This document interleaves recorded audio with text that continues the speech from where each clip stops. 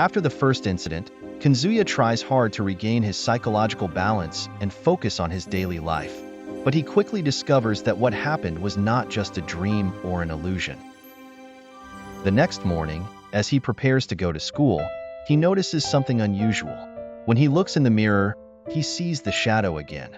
But this time it's standing behind him, mimicking all his movements. This shadow was different from the ordinary shadow that accompanies everyone. It followed Kazuya wherever he went, as if it were an independent living entity. At first, Kazuya tried to ignore it, thinking it was just a hallucination due to stress. But when he went outside, he noticed that the shadow was still following him, even in the bright sunlight. The shadow behaved as if it had its own consciousness, moving in ways Kazuya did not control. He felt fear but decided not to show any strange reactions in front of people on the street. At school, Kazuya struggled to focus on his studies, but he couldn't stop thinking about the shadow.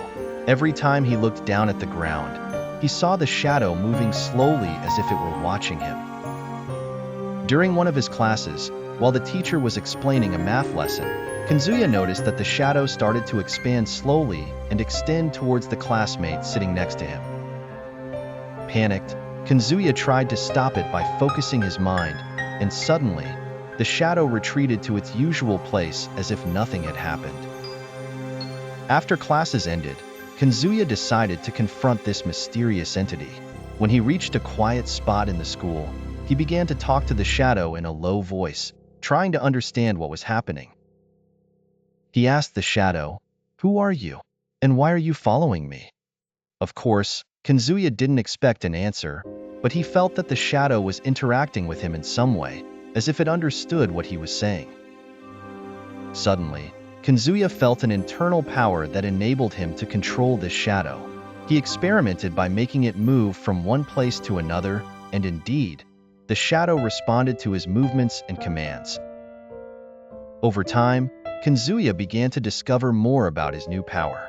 The shadow was not just a follower. It was a powerful tool he could use in various ways. He started exploring its capabilities, realizing that the shadow could pass through walls and doors, retrieve objects from distant places without anyone noticing.